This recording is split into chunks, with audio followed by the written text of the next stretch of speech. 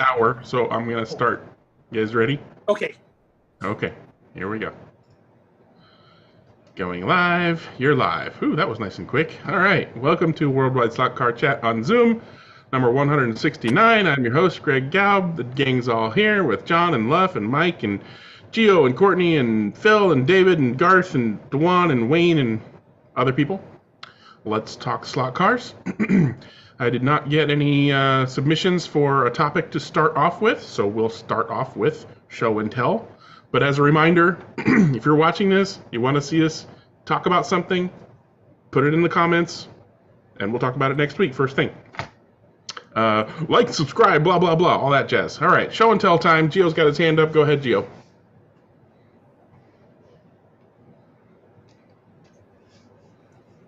Coming up.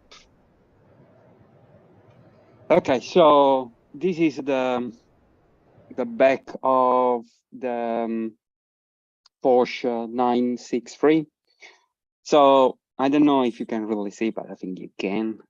So this one, these kind of events over here that I'm starting like scraping up. So these are basically where the exhaust pipe from the engine should come out.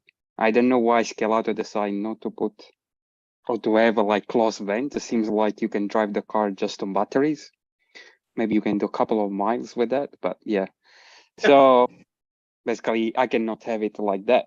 And as you can see, I was start basically messing around with it, and as a straight time I have my nice Proxxon drill. Let's start making some holes. So I did the holes. And so the idea is to try to, I mean, to be honest, I don't know what I was doing, but I was trying to kind of creating these holes here and try to also create some kind of covers for the exhaust pipe, because actually you cannot really see that well over here. So let me show you what the actual car looks like. And I know that I have to do another. So I'm gonna stop this one for a second. And I'm Now, gonna Gio, did you just scribe that using an X-Acto knife? Is that what you used? I had like I bought the scriber from Tamiya for doing really these kind of operations, and it didn't work that well. That's great. So this is what you should, I think you guys can see the real car, right? Oh yeah. Yeah, so this is what they should look like. Instead of that cover up. So basically I first make the kind of holes, and yeah, keeping this in mind. So this is what I would try to build. So I'm gonna, apologies, I'm gonna stop again this share because I have this picture in another folder, and I'm gonna open again the other one. Seems it's working all the time. Amazing. Okay, so that was kind of like using or try to do. So using the panels lines that were already there. So a bit of playing around. So then I took a bit of what's called it flat plastic cards that you can use for modeling. And yes, so basically I kind of curved, put it in, I mean cut it, I mean it was bloody mess. I'm not really good at this kind of stuff. And for exhaust pipe, basically I wanted something thin and big enough, so I'm using heat strings coming out from that. So this kind of is still kind of rough, so you can still see the marking from my pencil when I was trying to kind of kind of cover or like traces where I should kind of cut the plastic stuff. And so basically several iterations coming along, and a picture for reference. It's not really precise. And then I was thinking that maybe I'm still on the side this. So the stuff you see here, these are the Ferrules that you use for the guide.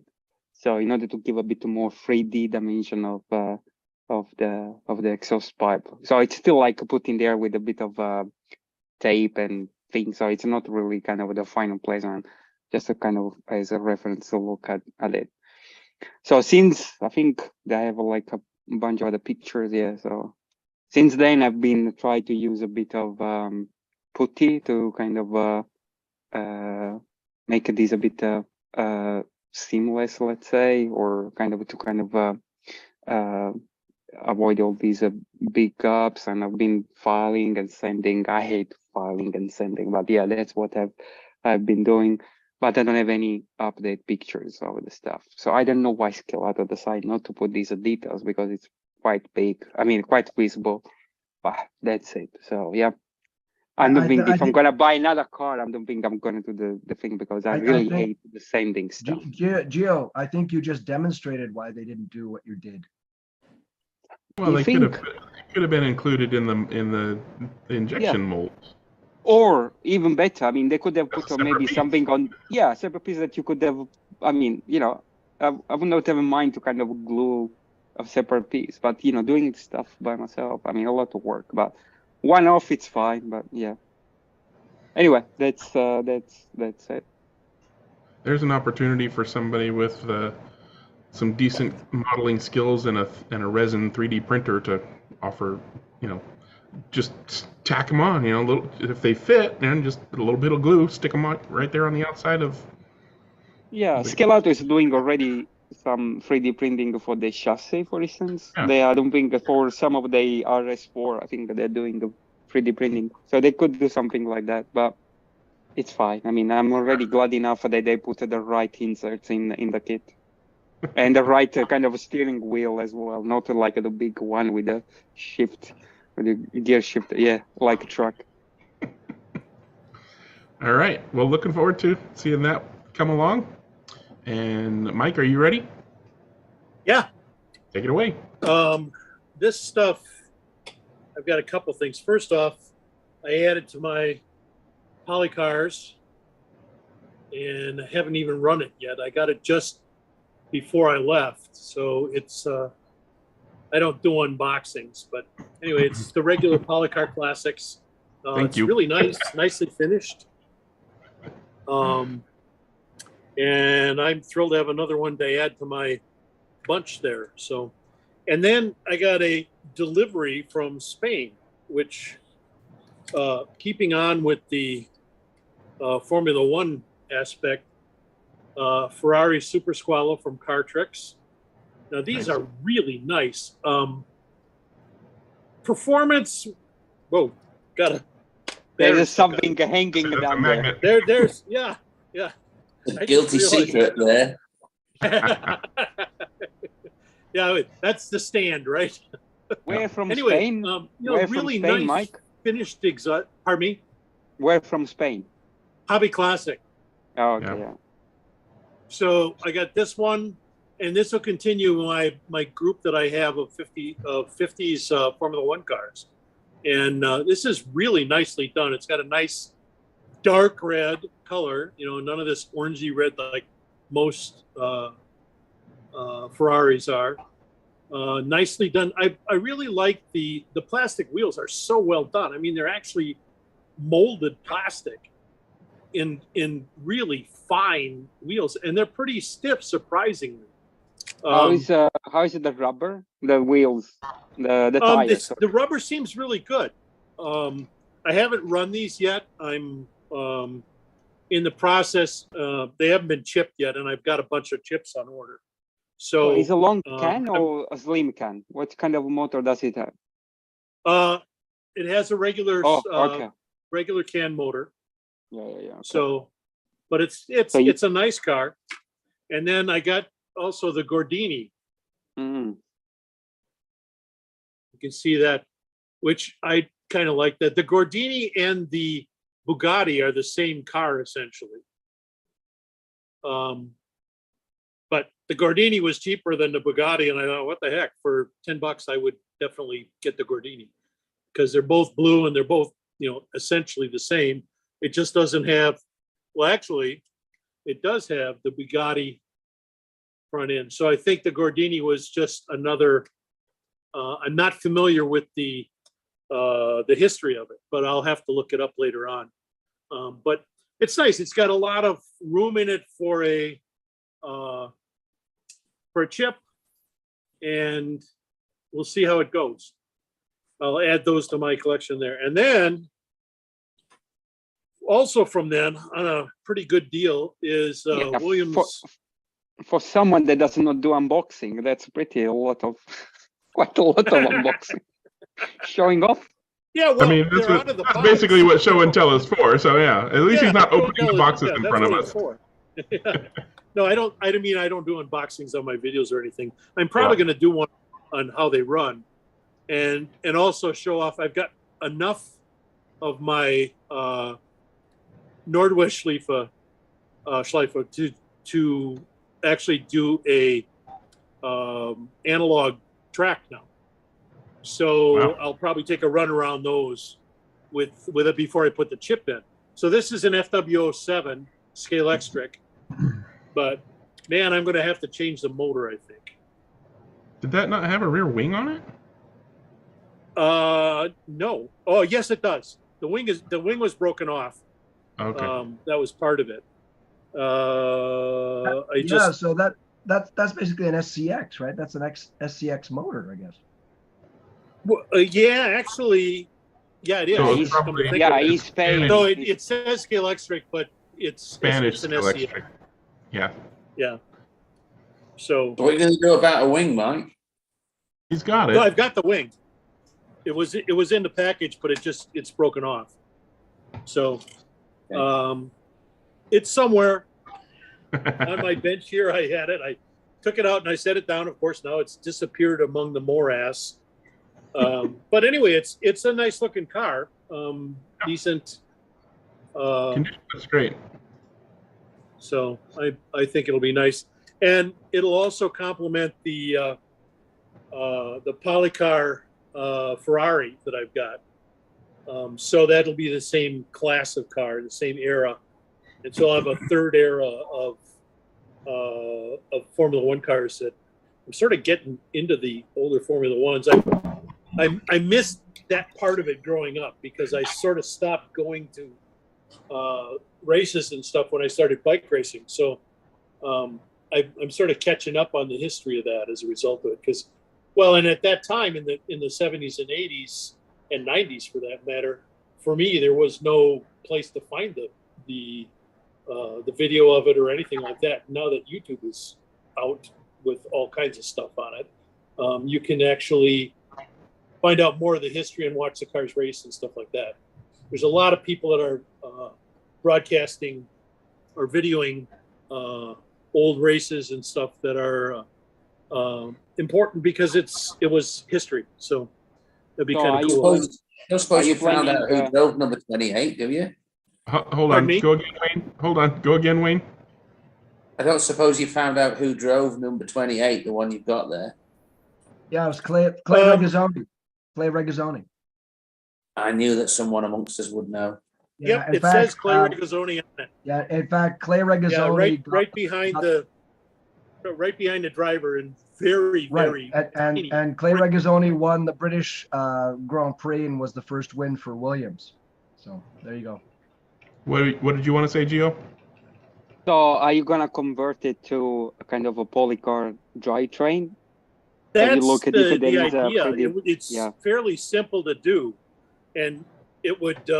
I might even consider doing the complete chassis from the Ferrari in there and see how it fits. I haven't had a chance to even think about it yet. Yeah. But the Polycar chassis assembly is really adaptable fairly easily. So I more than likely will end up doing that. Yeah, have a Don't look forget at that there is a range of 3D printed chassis that Andy Rowland makes Yeah. that are sold Yeah, under the ARO or ARCO. Arco, Yeah, yeah, ARCO. I just happened to notice it last night. I haven't found out if this one is actually available from him, but I've seen some of his other stuff that he did, and it's really kind of cool. So, Yeah, if plus, not, go ahead. Yeah, plus Pendle now is selling like the pods with the motor and all the gears already ready to go. So have a look on their website to see whether you can buy the whole thing together. Yeah, well, I can get it from a lot of other, like Stock Car Corner has the chassis, the pod assembly. So I may be able to do the pod assembly on here and do it that way.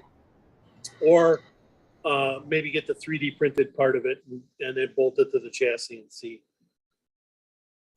It would probably be easier, since I have to put a chip in it, to adapt this chassis, see how it goes. And worst comes to worst, like I can see, I'm going to try and see if the Ferrari chassis will drop in there. If it drops in there fairly easily, it's like, well, no brainer. Let's do that, because then we'll have equality between the two cars for sure. So I may do that. We'll see. But I've got a lot of balls in the air right now. So with all of the different cars I've got to be working on, plus the track. So I'll be busy. And it's so hot here that it's probably best to stay in air conditioning inside anyway. It's not hot there.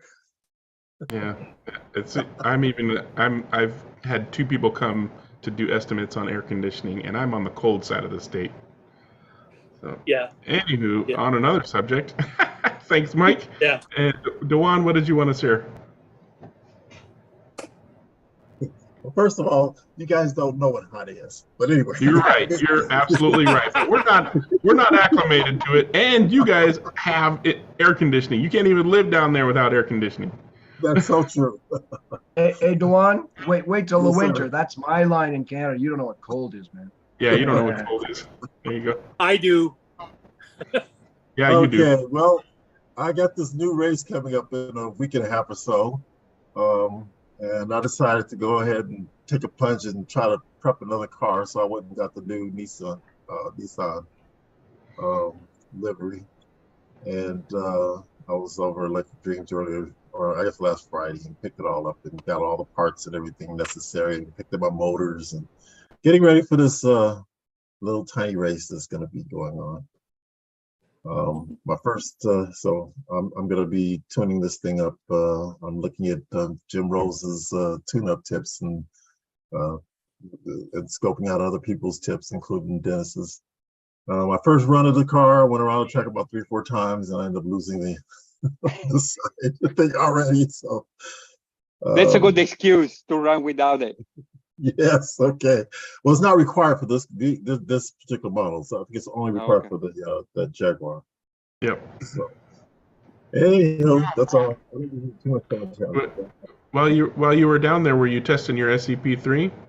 I did. Oh yeah, I did hit you up while I was down there, and ironically, I tested it after I purchased the DeFalco. Well, when you tested the SCP-3, was there a lag? I didn't sense any lag Notice whatsoever. one? Okay. Not at all. So Okay. it wasn't. We didn't have. I'm just practicing. So as soon as I hit the throttle, it took off. I didn't see any delays at all. But I'm sure Yeah, if I had, The delay is when the power comes on. So if you're holding the trigger and then the track power comes on, there's just a teeny little delay before the car actually goes, whereas every other controller just goes. I don't But- think that teeny little delay is going to have any effect on me in my Not, yeah, me neither. I'll probably bring mine I'll bring my SCP-2 and my SCP-3 Yeah. because the SCP-3 with the firmware, you can set the brake knob so that it's the whole knob travel Right. is Yeah. linear. So you can turn low brakes without having just a hairline between no brakes and too much brakes. So being able to tune your brakes more precisely with the SCP-3 and the new firmware could be an advantage. So yeah, I'll bring Who's that. gonna So yeah, finish higher between you two? Any betters or any takers? Well, no, I'm mean, not going to finish it. I think Neither one of you want to I finish think last, but Greg. neither one of you expect to win. So who's gonna finish higher? I'll I have mean, 50 pence on Greg. I was gonna say, Dewan, I love you, man, but I think I might be a slightly better racer. I think so All too. right, Dewan, so. you're the underdog. getting We're better. betting on you. Whoa. Hey, I said might. I'm not offended by that. I'm okay to be proven wrong. I'm not offended by that, by any stretch of the imagination. You should. You I'm a should, realist. Dwayne. Don't be Oh so. no, he needs to bring it. He needs to bring it for sure. Don't be just saying Greg's gonna beat me. Say I'm gonna beat Greg, and then But he has Come the on, default. come on. He has the All right, default, come on, so he's gonna Yeah, he's beat got a you. DeFalco. There you go. Juan, walk softly and carry a great controller. Dewan, that's the part where you say, and I took that personally, and come out and stomp him. But I am improving dramatically. I think I can say that. So Good luck. Either way, I'm looking I'll forward to maybe shaking. Either way, I'm looking forward to shaking Dewan's hand, as well as Jim's and a bunch of other people that I've met online but have never met in person. So it'll be fun, regardless, even if I do come in last. So I thought you yeah. were gonna say you were gonna shake Dwayne. Hey, Dwan and Greg, Yes, have sir. you guys put your motors in yet? I have The not. race I put Check- some power check. to it, and it did not sound good. Is that normal? I don't know, but in installing them, on all three of my motors, the pinions were pushed on too far. So I had to pull them out. Okay. If you're So I might using a have to pull it 28 tooth gear, which probably you're not, but on a 23 tooth gear, they were pushed in. The teeth were just barely meshing, and so I had to pull them out probably 30 thousandths or so on every motor I had. So just check that, just to be, before, what to do before you go down there. Yeah, and my plans Oh, are yeah. to bring. I'll have 2 cars fully prepped. I have 3 to choose from, but I'm gonna have 2 motors and 2 cars fully prepped and see what works. See which works best. Wow. See, I'm only gonna have one car. I don't play it safe. I guess. I don't know. You can only I drive have a one at a feeling- time. So. I have a feeling that somebody's gonna say, "Here, Greg, let me take that car and turn some screws or something," because there's almost no way I'm gonna have it set up perfectly for that track. Greg, So bring when is it the bring some race? blue paint. I've got a yellow car. Like in 2 weeks. Yeah. 3 weeks. Bring some blue paint. You can put it on the yellow car and run that. But you're getting extra running time, right, on the Thursday? Yes. Not much more than anybody else, because he's got a bunch of special practices for all kinds of people who are coming in from out of town. So Well, you're in there, I'm right? Well, milk that out of towner label for all it's worth, man. I'll try, but Dewan technically counts as out of town, don't you, Dewan? Yes, I do. Yes, I'm in Vegas. Yeah, but you can also walk in there and say, "Do you know who I am? Do you know what I do?" No, He No. can try, but unfortunately, Marco already knows who he is. yeah, Yeah. he knows how little clout I actually have. I'm in You the really out-of-town want to mess him up. Trim your beard. He won't recognize you. I'm gonna trim it nice and short, but it'll probably still be this big by the time I get there. Already did mine. Yep. I'll have a week of growth, so I'll probably look more or less the same. See, Jim doesn't even look like his mugshot anymore. If I'm I in the did that, out-of-town nobody phase. would know who I was. That's true. I have no idea what you would look like without a beard. It would be bizarre. Yeah. My kids wouldn't know me. They've never seen me without it. Yeah, but Slot here's car, the cool, slot here's, car, slot here's- car. here's the Let's cool talk thing. about beer. Wherever Michael walks, they hand him a bottle of Coke. It's the coolest thing. That's a Michael Jordan Yeah, reference, but- isn't it? We have a test tonight at one of our local tracks for the Nationals. May I just, Not the track with glue, right? No, not a track with glue, a home track. So Okay. first time Yeah. with the new motors, with the race motors. What may do I just people, interject for one? Oh, sorry. Of course, John. You can always Before- interject. Before we forget, I do believe we have a new attendant today. No, there's no such thing as new attendance. Well, has Michael Simron has he been here before? Mike, I think I know who that Mike is. Yeah. Do you want to do an intro, Mike, or you want to just chill and sit in the background? He's good. Okay, we'll just let him Okay, sit. sorry, I just wanted to interject that before we forgot. I'm sorry. That's the Mike that brought me out for the AHO races a couple of years ago, or I guess. okay. Yeah, right. Laurel. That's not Mike Block, is it? Laurel, yeah. Yeah, it is. He can confirm I that. didn't even recognize He you. needs to do an intro. He needs to do an intro. We need to force him to do that. Not force him, but give him a little bit of a nudge. We want I to hear don't what think you his got mic to is say. working. Hold on, everybody stop talking. Mike, can check your mic there.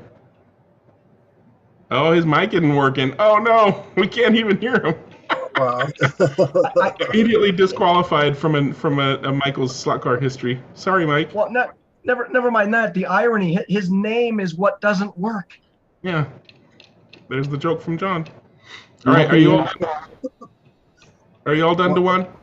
Well, I did have a question. What? Yeah. And this goes back to one of the other things. what would someone typically do to keep their covers on the wheel wells in place on a car like this? GS Hypo, glue them. Glue The them? what? Yeah. Keep- Jim's like, why would you want to do that? No, keep Yeah. what in- I didn't hear what he said. Keep First what in off, place? it's ugly. He wants to keep the wheel covers on the rear. If you Okay, want to keep well, yeah, the wheel that- covers, if you Yeah, want to take keep the them wheel off and covers, throw them as far as you can throw them. Yeah, take them out. But if No, you do no, want no. to put, if you do want to keep them on, use a little bit of Shuyu or E6000, Yeah, or GS Hypo. so, Yep. so that just- you can just take always the pull body them off off. and do from the inside, right? Yeah, just on the little pieces those little sections that fit into the grooves inside the body. Don't put the glue on the cover. Put the glue just along the edges of those little grooves, and then push the cover in. And it'll carry the glue into the groove. What But I would don't. do is I would put the cover in, then body out of the chassis, put the covers, and then Okay, if you're sorry. using a GS Hypo, put a little bit on where the tabs basically match with the body. And the bloody finger will basically seal it for you, and we'll load it. Capillary action. We'll bring it in. Yep. But don't, because you want those wheels as wide as you can get them. Yeah. Man, he's gonna beat you with that car. Not if he puts If you those leave wheel the covers on, if you leave the wheel covers on, my money's on Greg. for sure. Okay. All right, you're all good now? Yes, sir. All right. And does anybody else have any show and tell? I'm not seeing any hands. I've got Mike, want to do something I've more? got one. Jeremy has one too. Go ahead, Mike, and then we'll do. Okay, now I see. I found the wing. Oh, good. There we go. Is that better now? Much better. And it's not even broke. Like you just pushed it back on? No, I actually glued it Oh, okay. with E6000, but it's staying pretty well. So yeah, it's good. That's it. All right, good deal. Jeremy, go ahead. Okay, I'm following apparently a tradition, but I picked one up too. We have a summer race coming up, the Nissan. I'd never even considered it until Jim Rose said, "Oh, the Nissans aren't bad." So interesting that me, Dwan, a couple guys in the club too started picking them up. Maybe that was Yeah, it. but you're not coming to the race in Electric Dreams, are you? No. Come on. Damn it. I'm not allowed in California. You've been banned. So do you have a class for it, or you just picked it up because you want to play with Group C? One of the guys who owns the track is going to do after the summer like an invitational Group C, and so like any Group C cars of it. And then I was going to take the Jaguar, but it's a short track, and I thought it's going to have trouble getting around the turn. So Rose, I listen to Rose. We'll see if that pans out. You never know. That guy. You said any Group C, does it have to be a slotted? Yeah, Okay. he's doing Group C slotted. See, there's always Who something makes with you. like Rose. Always something with you. Well, What yes, would you you- prefer, Jim? You were going to use another one. I was going to say, who makes a better Group C in 132nd? Trying to think. There was MR the stock car Mazda. has one. Somebody makes one. MR Slot Car made a Group C? Yeah, that's Yeah, that's it's the a one. They make Mazda the Mazda. 787. Oh. Yeah. But I don't know that is any better than slotted cars. The It's insert on not. this one already popped off, and so are Yeah. you guys required to run the inserts on those or not? Or just leave them on? Yes. For Electric You Dreams, have to. yes. Okay. And they I'll have to be mention that period to our correct. guys. They You have don't to be have to period stop. correct. They have Yeah. to be period correct. Brutal. All right. Yeah, it took me some working to get the inserts out of my other wheels to switch to the air wheels. I was about ready to order another set of inserts, but I managed to get them out without destroying them. There's a trick to that as well. Apparently, I either figured out the trick or didn't need the trick. What's the trick? You better tell Dewan. What is the trick? Yeah. Trick. Yeah, what's the trick? If you Dennis? try to push them out by using an axle or something through the center, the chances are you're going to break it. So what I Yeah. do is I turn the wheel up, so so that I can access from the inside, and I use a drill press and I drill two little holes through the web of the wheel. Yeah. Just pop it through, and then you can get something inside there that presses against the outside diameter of the insert. and that Yeah. usually is enough to get them free. And it lightens the wheel. And it lightens the wheel. Not that I'm going to use those wheels. The reason I'm trying to take the insert out is because I'm not going to use the wheel. Yeah. The insert, just this little piece. I mean, there's nothing else that it just glues on That's the there flat. piece, It yeah, might break. yeah. Okay. Yeah. Okay. But I've heard it of should have something been on broke. top of another part, right? Yeah, it There's two depends. parts. Yeah, to there's that. like an extra little thing in there, like So a. both of can't those, see what it is. both of those comprise the insert. Okay. I don't know that you can I've- fit just the one without the other. Yeah. I've heard of Okay. some people freezing the wheel and insert assembly to shrink it and have it come out that way. But, it becomes more brittle when it's cold. So Yeah, then part of the some of them are really tight, and part of the problem is that some of them have been painted, and they're assembled when the paint's not entirely dry, and so the paint acts as an adhesive, and that's what holds them in. Yeah. And interestingly, the air wheels seem a little bit larger on the inside than the inserts that I took out, so they're just plain old loose. I'm gonna have to use some. Well, Like- they generally locate on that little hub right in the center of the wheel. Okay. Well, I'm gonna have to use some glue either way. Yeah. Alrighty. So looks like we're ready to move on. And Oh, we got John and Gary have their hands up. Yep, Mr. Weber, go ahead, and then we'll get Gary. Are you ready? There you go. Okay. Be sure to unmute. Hello. All right. New project. In the background is a big here. I picked up one of these 1/32 scale Atlantis static models of actually. Yeah, that's John, that's a great kit. That's the old Monogram Firebird. It's a great little kit. yeah, it's nice. It's very nice. It's here. I know you can't see much. So anyway, I compare it to the Scalectric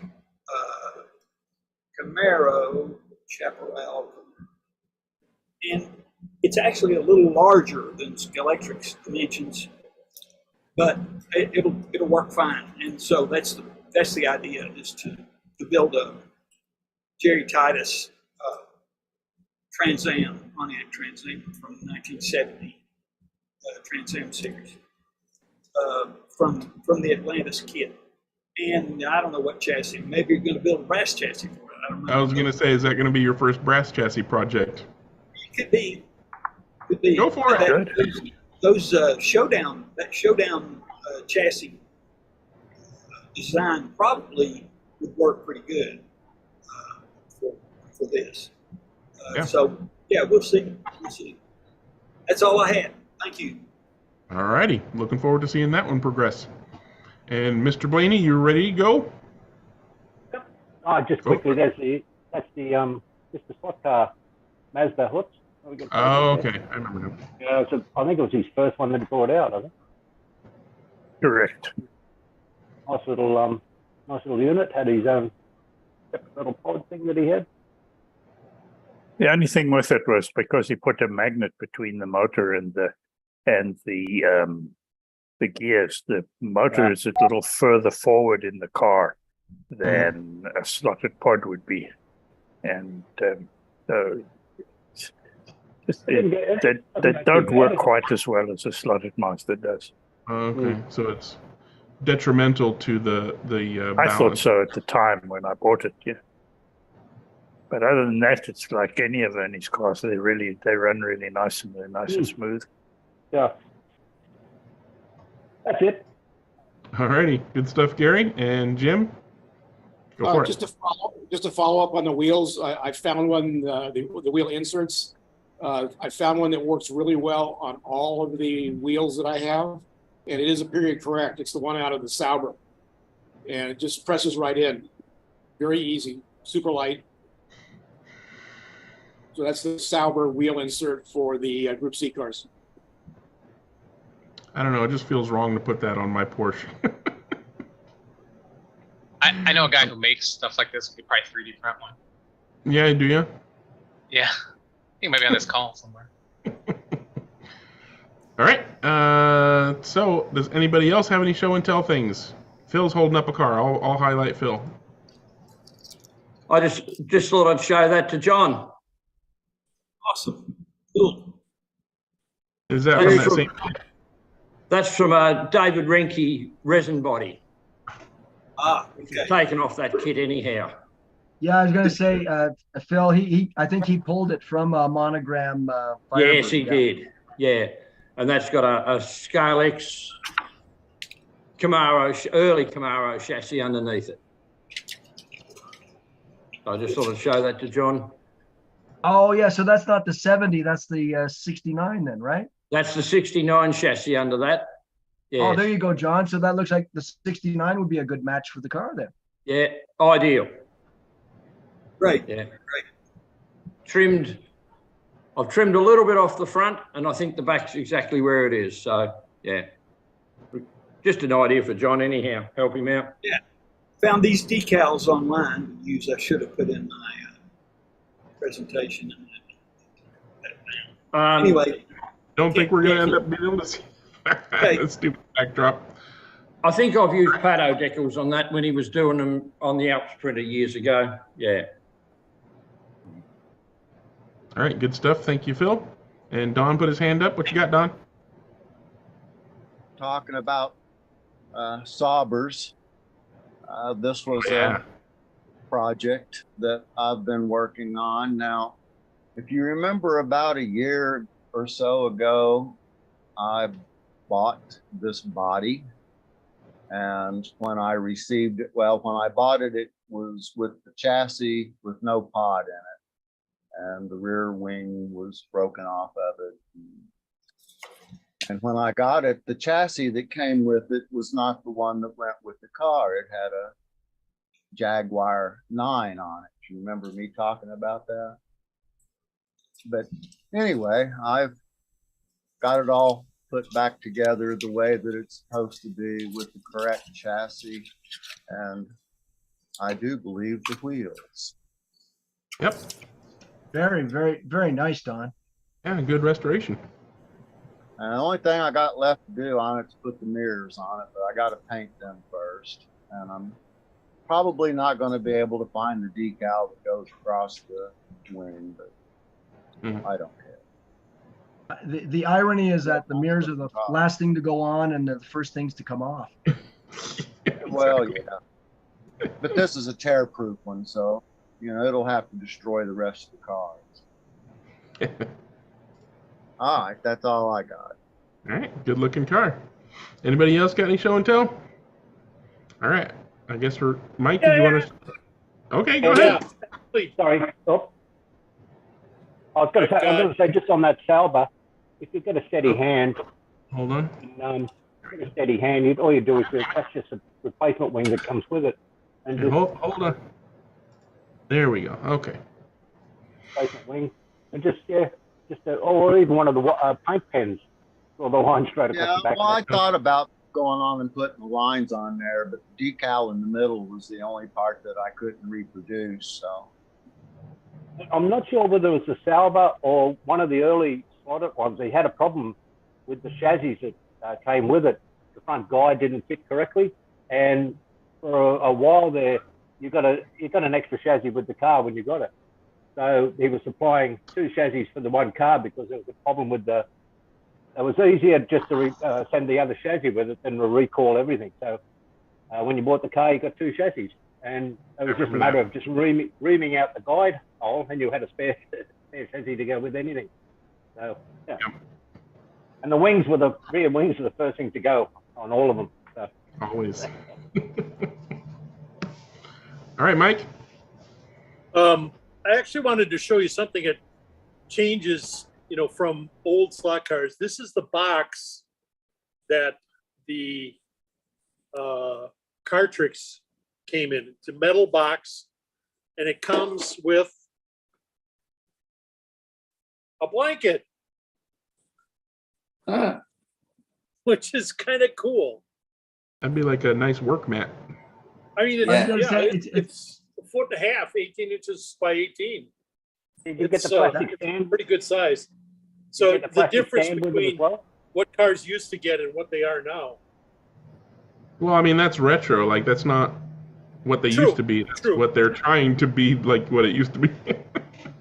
Yeah. I, Actually, you know what? I think it's a placemat. Being a Spanish company, they expect you to have a meal. There you go. Tapas. Did you get the stand with it as well, Mike? Did I get what? Get the little plastic stand? Oh, yeah. Comes Yeah, with I've it got with the name? stand too. Yeah, Nice. nice display That's stand. cool. Yeah, it's well presented. Beautiful cars. Yeah. Paella. Yeah, tapas, paella. Heck yeah. I'm in for that. Yeah. All right. It looks like we're done with show and tell type things, so I guess we're ready to move on to racing type things we call Club Corner. So if you have past, present, future racing you want to talk about, now is the time to raise your hand. Looks like Gio's ready to talk about some digital racing. Go ahead.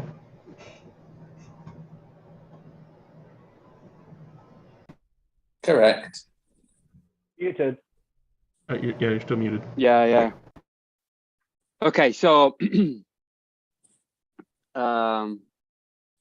last night, so I had like 6 people coming.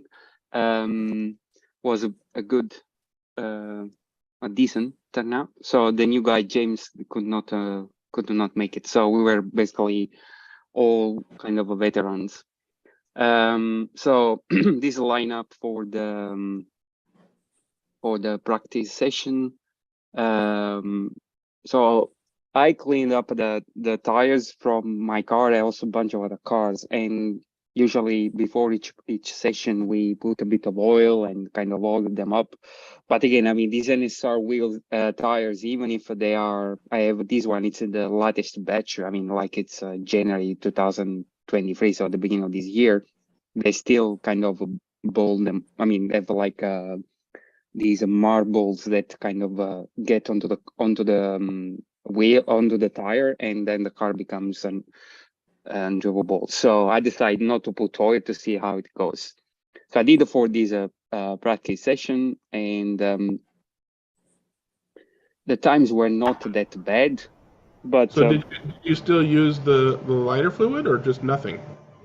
So I polished the tires. That's how I cleaned them up. Okay. So there was a bit of a lighter fuel on it.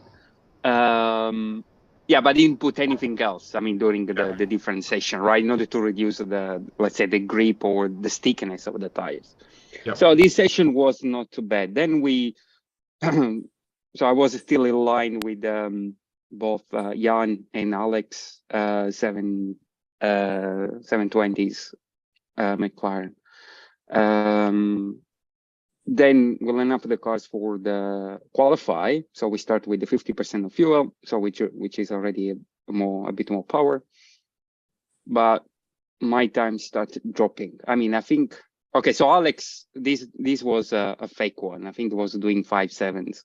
This is a good one from Jan, and my car was basically a piece of junk. So 5.9 was the best that I could do it. I was basically, going as hard as possible, and those tires are very sticky. So anyway, so then it's like, okay, I still didn't want to put any bloody oil, so let's see what happens during race one, I said.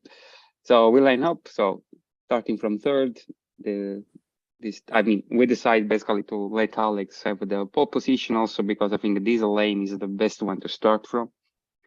So went for race one, and basically race one, I managed to finish second again, 5.9. So the car was not was not competitive with the other twos. I mean, I think from Jan basically was like 2 laps behind me because he had to repair twice, and that's basically scrap his race. Alex instead didn't need to repair, so was in line with what I did, and he managed to do 116 laps.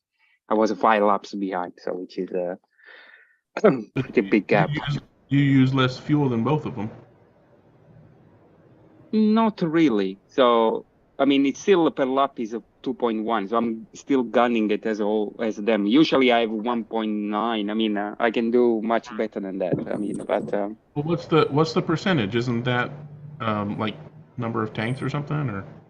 So the percentage is how much fuel, but he did 116 laps, right? So you need more fuel. Okay. But you see per lap, I mean, it's the same kind of amount of fuel, burning fuel per lap. It only goes to one decimal place, though. Still nearly 30 seconds behind in the big scheme of things. Say again, when? I say you're still nearly 30 seconds behind with the 5-lap deficit, aren't you? Yeah, so which is quite a lot. I mean, you can see them, kind of lapping me, right? I mean, usually it's not like that. So then I decided, okay, for race two, I don't know. I mean, I don't know if I put oil or not. So let's see what happens. So these are how we start for race 2. Yeah, so I put oil for race 2. I say, screw it, this stuff. I don't care about getting marbles at the end. I want to basically get good laps, and good laps I got. So, yeah, I mean, the car, as I said, it's very sticky. I think the motor is, I don't know. I mean, with these sideways motors, you can get some good ones, but it's like a magnet racing. So at the beginning, especially when there is not much power, it's almost like full throttle all the time. So the race was good. I kind of managed to finish the race with one damage point. I mean, and this was my coming off because, again, as I said, I kind of, the car is always on the edge around the corner. So if you are a bit faster than normal, then the car would just jump off the slot like a magnet car. But still, kind of, I didn't have to repair. He said both Jan and Alex said too, and Jan was still kind of, one lap behind, so not a big gap. So then we moved to. You put oil on between races, so you're just putting just a super light coat, and then. Yeah. So by the time. Yeah. So by the time, basically, because I do all the cars, right? It's not only my car. I do for everybody else. Only Jan has his all on oil. He does. So I do for everybody. So by the time you finish, put the car, then there is the bloody, sometimes RCS02 plays tricks on us, and so basically there is enough time for the tires to get enough. To dry up. So but you don't have any slippage or anything. Okay. So of course also cleaning properly, because there are marbles, so you have to remove them. It's although I'm using sticky tape or whatever, it's it's so sticky that doesn't not basically get off the tire easily. Yeah. So then semi-darkness. So put the car on and starting from the beginning. So this race didn't go again that well. Although actually maybe it went as good as could. But Jan had a much better race. So car was fast. He didn't have to repair. So 0 damage point was a celebration for him. And 124 laps, it's pretty good. So he was on another space. Or another plane for us. And I pushed it as hard as I could. He had also some good pit stops. I think the first one in my head, there were some truck calls, so he managed basically to go in, do his stuff, and go out without losing much time. I didn't have that luxury, but still 3 laps. This race was another level. And then so we set up for race for the last. Hold on, go back one, and zoom back in. So in that one, your fuel is 2.0, and theirs is 2.1. Do you feel like you were driving differently, or? No. I don't know, man. It's like when the car, so the car had the oil, and also because it had so much grip, you could drive a little bit. Yeah. I don't know, to be honest with you, because especially at the beginning, I'm pushing harder than I would normally do with, for instance, at the Bentley, right? So I have that as my kind of because so it has, the Bentley has a grip, but it's not as sticky as this one. So, or downforce that is. So this one, when I start putting oil, 2.0 as well. So when I didn't have oil, 2.1. So I really don't. Maybe what happens is the second part, when you start going below 40%, maybe, because the car gets more power, it's much more flowy. So.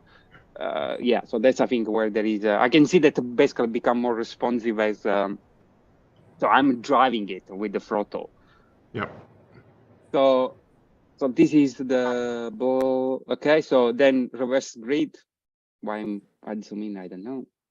So Jan was starting, so he finished before me, so I was starting from the back, blah, blah, blah. So we were here ready to go. And so this race was fun. So I start from the back or closer to the back. Basically, even like after 3 or 4 laps, I was still behind. I was catching up. So then I started catching up, but already Jan and Alex were like 2 or 3 laps ahead of me. So first pit stop, everybody pit at the same time. So it was a bit kind of, even if I have double lanes, but it was like 6 cars in the pit and people moving around. Oh, I have to go out, blah, blah, blah. So we moved and we managed to come out, but they were in front of me. I think that Jan had like 2 laps in front of me, and maybe Alex will come up with the same laps. Second pit stop, a bit different, but still I was behind both of them. But then there were crashes, right? So I managed with 1 damage point again. This all on me, but Jan basically he was a bit too greedy in his pit stop, last pit stop, so didn't put enough fuel. So he went into the pit for a dash and dash almost at the other, you know, where I don't know, maybe a minute left. And he came off just in front of me with 1 damage point. So I was really going fast. And then after, you know, one of the first corners, I just kind of bumped into him and he came off. So basically I had to repair. Same thing happened to Alex, so I had to repair as well. And basically they gave me the win. I mean, I managed to win in the last minute. I mean, get the lead and maintain in the last minute without crashing because I had 1 damage point left. So again, race cannot get any closer than this. And it's gonna be a lot of fun. And with these guys, I think I'm gonna leave because I have to prepare for a presentation tonight. All right. Hopefully that goes well. I hope so, because it's a big one. So see you and have a good one. All righty. Good race report there from Gio. Sounds like lots of fun. And Dennis has his hand up. Go ahead, Mr. Sampson. Yeah, we were at Electric Dreams yesterday for our once a month 4th Tuesday race. This time it was for the class that we've set up now for Polycar Formula Ones, as well as for cars like Fly and others that are using the Andy Rowland 3D printed chassis and the Polycar rear end. So because it's a new class, there's not a lot of interest yet. There were only 6 of us running. As you can see, there were 4 regular Polycars and 2 cars that have the Polycar motor pod in the rear. This was a Fly March 761, and this was the Tyrrell P34. I got a couple more photos, but just let me see if I can get to them. It was fun. The cars run better than we expected. There we go. Carlos, our resident photographer, he took the photos, and the cars look fantastic on that track. They really do. That was one of the nice parts about it, was just seeing these cars run around that track. Most of the guys were using either the F22 tire for some of the cars or the G25 tire that's available for the rear. Okay, I'm going to interrupt here and give. So we're talking about. So, who's taking the pictures again? The fellow's name is Carlos. Carlos, do we know him? Has he been on before? He works at Electric Dreams. Oh man, I'm not sure that you know him. Those are beautiful pictures. Yeah, he does a really nice job. Sorry, go ahead. Okay, I'm just going through the photos. I mean, look at that, for crying out loud. Yeah, they are nice, aren't they? Yeah, and they look like real racetrack pictures. it gives you a feel for just how much fun we were having and how nice the cars were to drive. Yeah. we had a lot of fun.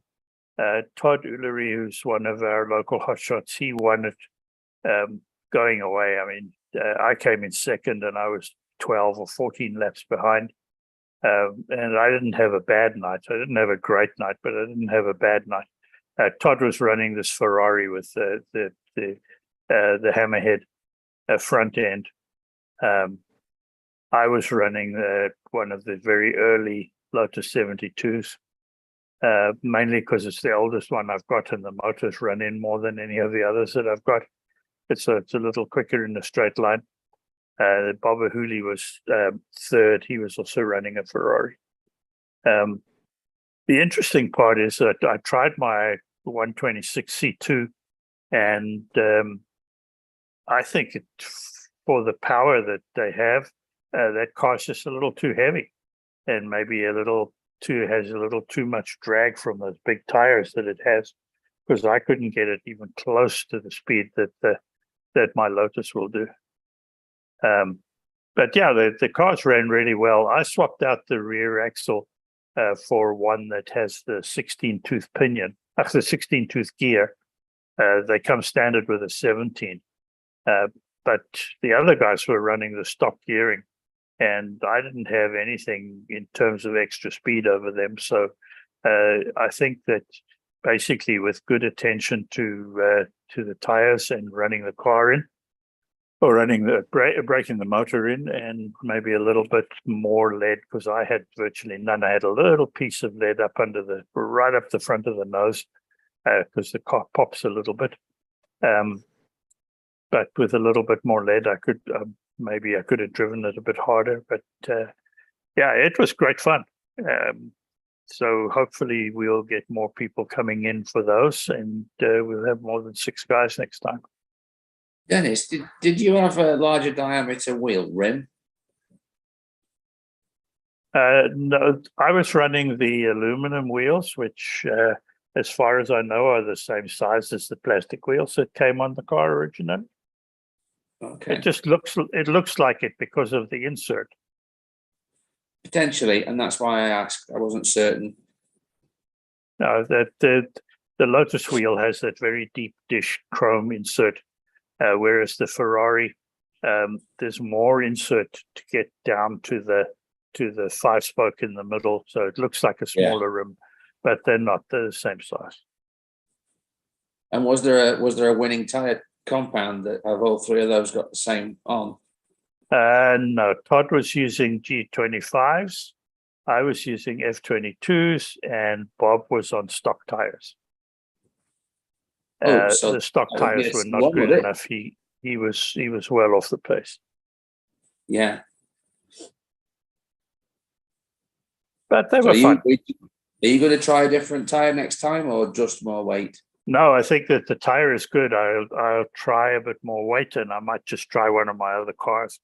I might try one of my Ferraris, or the other one that worked pretty well was the Rick Reed, who was running the BRM. This one, yeah.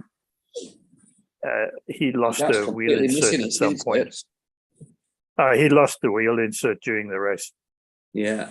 I don't know if there's another photo of it. No, that car worked pretty well as well.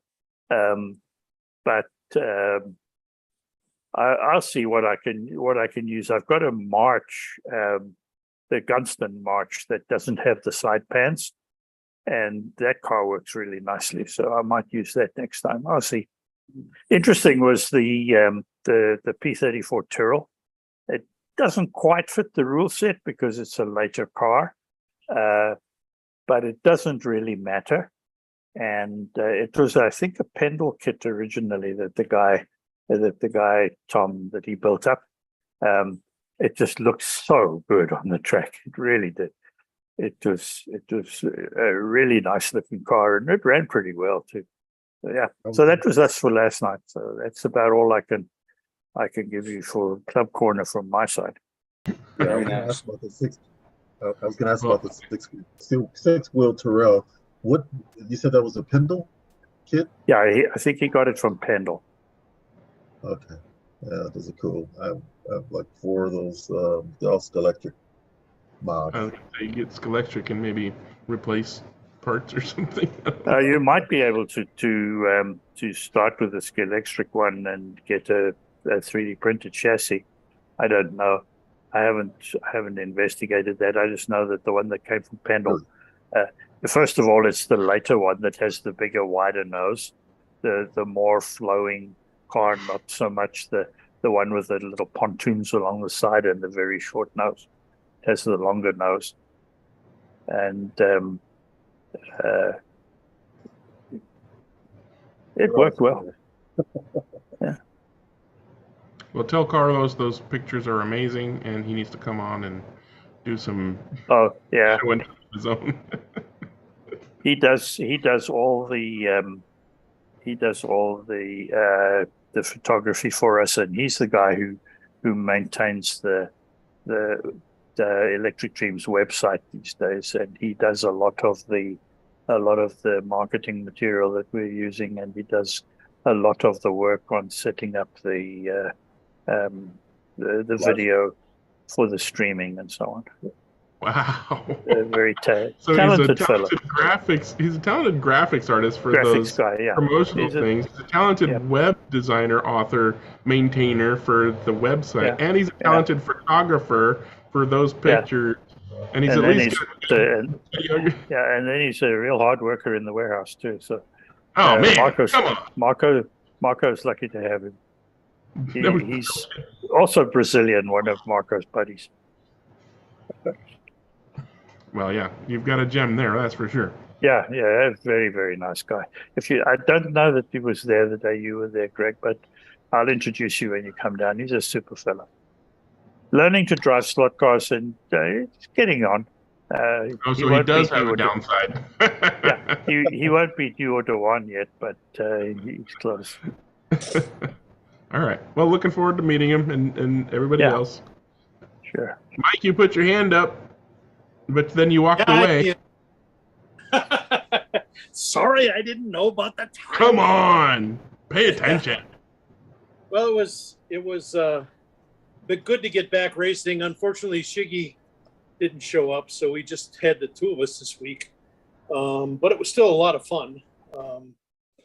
I had 2 good races and 1 really bad one. I tend to when there's just the 2 of us, I tend to use cars that I don't have 3 of, so I can actually get to use them. And one of the things was Carrera e-cars, which I'd like to find another one, but I really don't want to pay a lot of money for them because they're terrible cars. They really are. But it was still kind of fun. I had wait. Terrible for Carrera? Well, no, not terrible for Carrera. Okay, so Carrera cars. Okay, gotcha. Just making sure. Yeah. No, anyway, that was the race I lost. I really had it's one of those things where you have to adapt to the way the car's going, and I wasn't doing well. Of course, I was 2 weeks off, so it's like but we did that, and we did BTCC cars, a couple of those, which I do have 3 of, but it was one of the things I didn't have a lot of time to set up this week. I was just back, and I had a bunch of stuff to take care of. But the BTCC, the Honda, as opposed to the BMW M1, was the way to go. It was definitely faster car, and although I tried to equalize with fuel, it didn't work out quite as well as it should have, and I won that one fairly running away. So, which I don't like to. I mean, everybody likes to win, but I like to keep it as fair as possible so that everybody has an equal chance. And so that was good. And God, I forgot the 3rd one. Anyway, the videos are all up. And it was a good time. I really had an enjoyable night and spent a little bit more time fixing cars than I wanted to beforehand because I had trouble with one of the setup cars. But still had a great time, and Mike and I enjoyed it. So that's all. Thanks. Alrighty, toss your channel link into the chat so I remember to put it in the description, because I always forget unless there's a chat message for me to copy. I always forget. For anybody who doesn't know, it's Road America Northwest. Road America Northwest, yeah. So if I forget to put a link in there, just YouTube search Road America Northwest and you'll find Mike's videos. Yep. All right, Dewan, go ahead. Well, I wasn't really going to do a Club Corner update, but I did go down Glendale and race on Stephen Farr Jones' track for the Far Out Club. We had 14 races for the first race, and that's all I could do. I had to make an emergency trip and couldn't do the second race. I had to leave early. But we were racing the slotted LM Group C's, and one of the good things is we got 3 new racers. Do you know what that means? That means you're not last? Not last. Well, honestly, completely new to slot cars, not just new to this club, but new. Right? Yeah, somewhat. That was a benefit. But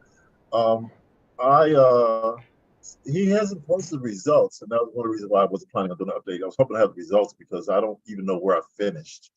But I know that through, I think it was 14 heats, so through about 8 of the first 14, the first 8 of the 14 heats, I had the second best fastest lap on 2 of the lanes.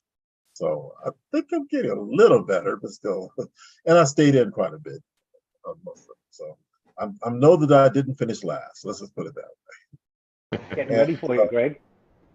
One of my friends nearby has a saying. He says, It's easier for a consistent driver to get fast. It's much more difficult for a fast driver to become consistent. Okay. So focus on your consistency, and the fast will come. Right. So that's true. So true. And so this weekend we're going to have a race as well, and it's going to be at this place called Lucky Dreams. Fortunate to have to go by there this week. We're going to be doing the F1s and what else? F1s and those are F1s and the slot. Actually, the let me make sure. Yeah, we're doing slotted Group C. Yeah, slotted Group C. Okay, great. So that's really but all two far out rules, which means that the NSRs are box stock. Box stock tires, gears, guides, everything, and the slotted Group C's are box stock, but with Ortman urethane tires. Right. So it won't let me use my car for the slotted championships, but it'll let me at least get used to the track and have a somewhat similar driving. Well, it should get us. So getting used to the track is the key thing. So that's going to be a big benefit. So, right. That's all I have. Is good. All right, good stuff. Anybody else got any activities they want to talk about, or the floor is open? Anything slot related? Any scale? Anything slot related? Please. I have some controller questions. Hey, go for it.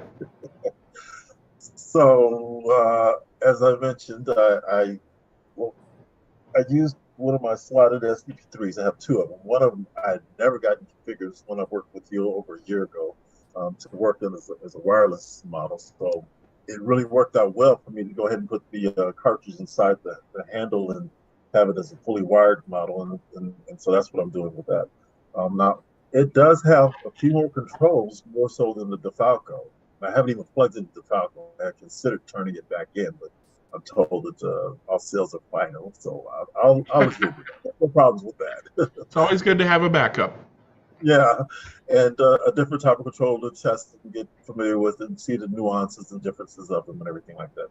So I have the DeFalco with just the three controls versus the SCP3 with the 5 controls per se. And I know it's a matter of opinion and things of that nature, but anyone want to kind of give some tips, not tips, but some some of their personal preferences on the DeFalco versus the SCP3? I mean, controllers are the most personal choice that you know. You got to get some track time with both of them, and in order to make it helps to have a good understanding of the SCP, because it is, you know, a little bit of an enigma. You know, when you first look at it. When I look at it, it's all over the place. if you just look at the thing and start twiddling knobs, it ends up getting all over the place. I assume that at some point you've seen my video where I kind of go over what each knob does, but I don't go over absolutely everything. You know, that it gets even deeper than that video goes. You know, but sometimes just the actual in-hand feel of a controller is better enough for you personally that the all the knobs and switches don't matter, right? If you can set the sensitivity the way you like it and set the brakes the way you like it, and the controller just feels good and you have a good ergonomic connection to the controller, then that'll flow right to the car. And for me, the SCP-3, the SCP controllers, I have that with those. That doesn't mean I can't use other controllers. You know, I used Dennis's controller a few months ago. The Stillage Racing controller is easy to use. I've used DeFalco's and Professor Motors. You know, take them both this weekend and use them both, and you know, get as much track time with both of them as you can. Yeah. And, you know, I won't be offended. Slotted won't be offended if you choose a DeFalco instead of the Slotted. Whatever works. You know, I would say with the SCP is don't do too much with the dials. Don't dial too much of anything in. Negative exponential, throttle damper. Just run it quite close to linear and dial in little bits, 2, 3 maximums. Don't really go deep into the controls, otherwise it can get funky. Yeah. Usually my recommendation with it when people are trying to learn the SCP-3 is not to just go twiddling knobs. Just start with one, right? Just set everything to, like, you know, 90 or 12 o'clock or 9 o'clock, 9 o'clock or whatever, linear, and then don't make any adjustments at all other than one thing at a time. Do a bunch of laps, then turn your brakes. Do a bunch of laps and turn your brakes down a little bit and get a feel for what the brake knob does. And then once you feel like you know exactly where to turn the knob to get the kind of brakes you want, leave them where you like them, then move on to the min speed knob. Turn that way down, drive a few laps. Turn it a little bit up, drive a few laps. You know, basically get the feel for what each knob does to the performance of the car for multiple laps before you go turning all of them, you know, cattywampus, because when you put them all together, the car will drive completely different, and you don't know why, because you don't have an intimate understanding of what every single knob is doing. That's the same for any controller with more than just a sensitivity and brake knob. Even the DeFalco with the traction controller, whatever, you know, turning that up will make it feel like your sensitivity isn't high enough. So you might turn up your sensitivity, but what we really needed to do is turn down the traction control, or vice versa, right? So pretty much with any controller, even if it's just 2 knobs, you know, sensitivity and brakes, don't turn them both up and down. Just turn one of them, and just do a couple of quick blips and do some laps, and turn it a little bit the other way and do some blips and laps, and you know. Feel what you feel, and then do the same thing with the other controller. Eventually, you'll figure out which one you personally prefer. That's my advice. Okay. Anybody else? Yeah, one other thing, Juan. We're talking about the Nationals, I assume. Decide. This would be my opinion. Decide beforehand. Don't go down there on Saturday. Well, not Saturday, that's qualifying, but on Friday and go back and forth. Pick one well before the race starts and just stay with it. They're both good. Just stay with it. I think going back, you'll Use your squeeze racing this weekend to figure out which controller you want to do, and then stick with whichever one it is. Stick with that one for all of your, 2.5 weeks away from now practicing. I've actually got one specific experience that's really relevant, and that is that I did do a digital race with a slotted Group C using the supplied motor, and I found with the SCP that was the one car that would distinctly dislike sweep brake on the SCP because it seemed to brake very hard initially, and that made the car really jerky to drive and it wouldn't flow. So I always used, in the other cars I've raced with bigger, faster motors on bigger, faster tracks, it's a choice it's a preferential choice. You can run either and they both can work very well. But I found with the Group C, that was the first car that ever told me I don't like the 100% braking that comes in initially with the sweepy brakes. And that one wanted linear brakes, fixed brake. Yep.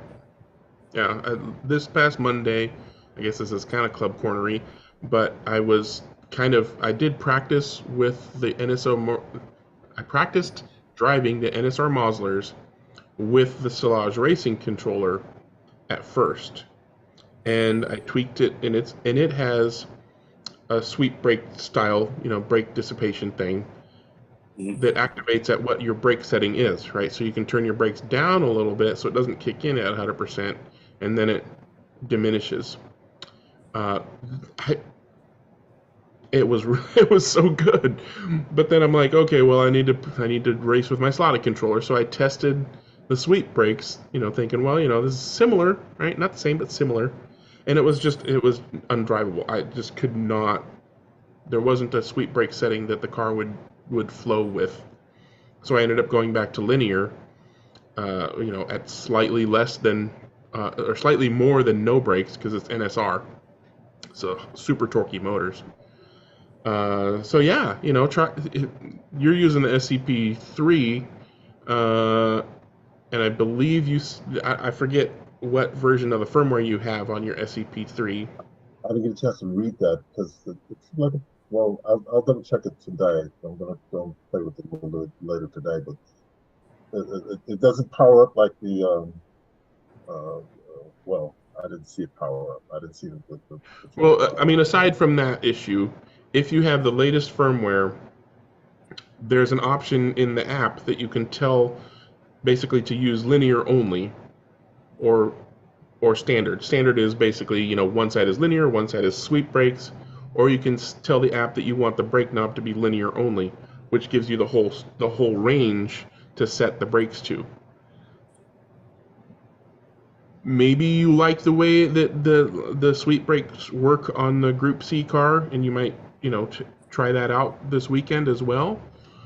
But you might find that you like being able to tune the brakes in more precisely with linear only, using that whole sweep. But you have to have the latest firmware on the controller to have that option in the app. So, I mean, I'd be happy to work with you, when we get there. But like Jim was saying, you don't want to be changing which controller you're using. So if you end up with a DeValco, I'll show you how to mess with the SCP-3, but I wouldn't want you practicing with the SCP-3 if you're going to use the DeValco, or vice versa, for that matter. So, Greg, quick question. You were talking about the newest update on that SCP-3. Yes, sir. It turns that whole brake dial into just linear brakes as opposed to straight up being none. To the right's Correct. one type, to the left's another type. Correct. So straight up would be about 50%. Interesting. Yep. Yeah, so for people who don't use sweep brakes and want more precise control over linear brakes, that's the way to go. But unfortunately, I was not able to test the... I forgot to bring my SCP-3 on Monday in order to test the lag response from, a dead start. Because if it's got a lag on a dead start, then, Right. that's a foot I'm losing every time there's a start. So, or more. Has anyone heard or read anywhere an explanation as to why Maurizio added that feature to that SCP3 latest firmware? Was it due to mass demand? It's due to customer demand. Yeah, on Slot Forum, there was a lengthy thread about how completely useless the standard linear range was for certain cars. Okay. And basically, we found out through that process that, you know, they more or less compressed the very low percentage of braking range. So like 0 to 20% braking was compressed to just a tiny little sliver of the dial, and then everything, and then the rest was spread over the rest of the dial. So because they basically figured, well, you know, at that point, you might as well not have any brakes, right? But with certain motors, you need to be in that range and have more control over that.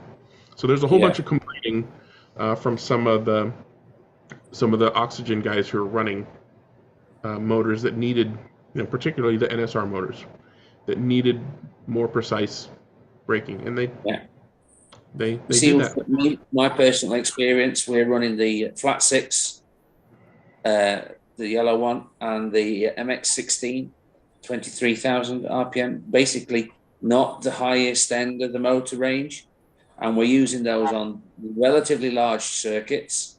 And so most of the time for us, we're working with way over 60% of the brake knob, no matter whether you're in sweep or in linear. And the only finding I've got that's anything like that is that the difference between 10 and 9 is a lot. And we do run on 10 at Le Mans with the big straight there. It's just about the only circuit we do run 10, I think. But that's one where we can be right up that end of the knob because we've got tall gear ratios, we've got relatively weak motors, and we need everything we can get because the braking distances are still counted in many meters. And the difference between a good lap on 10 and a good lap on 9, you really want to get to that 9.5, and it's a tiny little movement. And so I have experienced some of that lack of fidelity in the knob, but it was at the other end. Yeah. No, that makes sense too. I mean, they didn't publish like a graph that showed, you know, what each represented, but at the very least, there's a lot more. There's basically double the resolution. The resolution, yeah, exactly. So nice. It's worth trying. So Juan, since I'm betting on you, I'm gonna tell you some tips. I say go with a DeFalco. Don't listen to Greg. I think he's sabotaging you. But here's one of the tricks. Is like it took me a while to get used to the DeFalco. It has the sensitivity right here button. Yours will probably have something similar to it. So get your car on the track and squeeze the trigger just a little bit to where you feel like it's comfortable, because you don't want to start way here, grab it. But like I squeeze mine just a little bit, and then I start turning that sensitivity up until the car starts to move. Once the car starts to move, leave that sensitivity right there for the car. That seemed to fix most of my issues with the DeFalco. And then brakes are pretty much however you want. I don't even use the other, the sweep button. I don't use that thing. But just that was the big tip, is get your car moving by adjusting that sensitivity and where you're comfortable with the trigger. Now, if you do stick with that SCP, I'm going to give you a tip here that's not going to help you at all, is to put a little oil. You know the knobs, they got the plastic knobs. That plastic gets like powdery and gross. So put just like a drop of oil right at the top of it and work it in, because it does make a difference. Like when you're adjusting it, if it goes versus smooth and slippery. So anyway, but skip that one. Don't listen to Greg. He's lying to you. I'll agree with that. Sometimes there's not enough space between the knobs and the shell that it does do that, and just a teeny little bit of whatever you use for slot car bushings, just a drop, and then you know, work it in back and forth. Work it in. And then the knobs turn nice and smooth. Yeah, but that's an older problem. The newer ones don't seem to have that issue. I think they might have adjusted something, but yeah, if you have knobs that feel sticky, then definitely a little bit of lube in there. Getting too close to the bone there. I've never had to lube my knobs. You probably not use them enough. I don't remember it being a problem since the SCP-2. It was definitely an issue with the SCP-1. Yeah, mine's a 2, and like that problem. I feel like they probably made an adjustment to the injection mold or something, but if you're into the digital side, then they do have what they call sticky buttons. The lane change buttons can stick. Yeah. And the decal was the issue with regard to that. The decal around the button was making those buttons stick. So the trick was to run your scalpel around the decal. Oh yeah, they are pretty close there. But for the lane change buttons, it's not necessarily just the decal. It's because of the shape of the button and the shape of the hole. If you push on, they're a little bit. They can jiggle, they can wobble, can't they? They can tilt. Yeah. That's different. Yeah, some are worse than others, but mine's good. Mine's fine. I'm okay. Fortunately, they pretty much don't come into play with analog racing. No. They have analog function, but yeah. Like that big brake, but I don't think that plays. Yeah, right. Nobody uses that. Anyways, I see more hands. Go ahead, Jeremy. This isn't Club Corner, or are we still in Club Corner? No, it's open floor.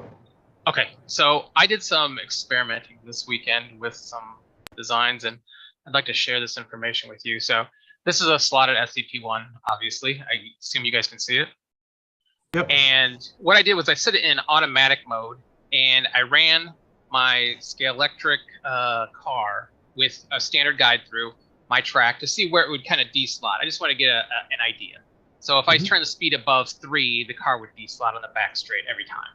So then what I did was I took and made my own guide for Scalextric.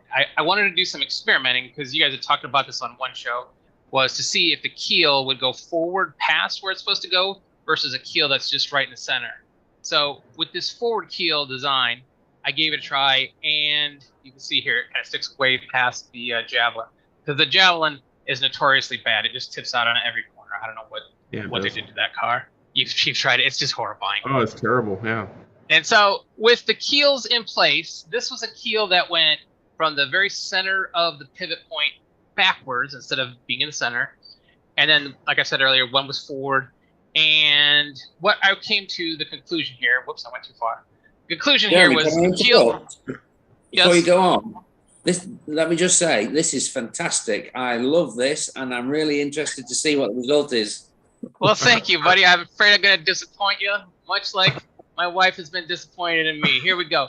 So this is to the back, and I got to 3, and it deslotted as well. But when I went to forward with the keel, this one here, it went to 4. Now, I also did my own personal testing, just driving it around and seeing what felt better. The forward keel did feel better. I don't know if it changed when the car comes into the corner from here to here, that kind of triangulation was a little bigger, I guess, maybe on the corners. It felt better, but it was only from a speed 3 to speed 4. So it wasn't like, it didn't blow my mind and go, oh my God, it changed the entire feel for the car. So I know we had talked about that, but I don't think there was anything worth. I would never do this. Did you manage to get any lap times from 3 and from 4? Well, the only lap times I took were when the computer was running the laps. Like this was the computer lap times. That I didn't get a chance to like put everything together and compare everything because really there was nothing worth comparing. Like from speed 3 to speed 4 is a little bit of an increase when you have it on automatic mode, but it's not like game changing. If I was spending my money as a developer and I was making this, it just wouldn't be worth my time to just leaving it in the middle is what it was. I was hoping to change the dynamics of the car, but it didn't do anything.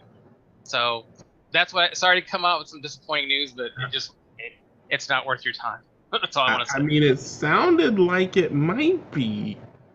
Well, you know how they have the magic triangle on cars where you go like the 2 rears to the guide. It's like and the Moser has that perfect. And then some cars are just way off and they drive terribly. I was hoping this would change that formula, but it didn't do anything. So that's my result. Sorry. Honestly, the difference in voltage at the rails between 3 and 4 is probably a couple of volts, I would imagine. Did you do any? I don't remember. Like, I know this is what I set for the kids. I don't let them go past 7 with magnetic cars. So, I mean, 10 is obviously full throttle, and so, but 3 to 4 is just you couldn't notice the speed difference on the back straight when it was going by itself from 3 to 4. But I knew it was different because I moved it from 3 to 4. So it just didn't. It wasn't worth it. So maybe what you found out then is that you need more voltage to actually get the car to move with the keel out front. No, because then it flies off. I took the magnets out, so I wanted to see if it would keep doing its. Because this Javelin just like to flip out of the. It just takes off on its own. It's got a mind of its own. Yeah. One thing I did find more interesting though. This is something.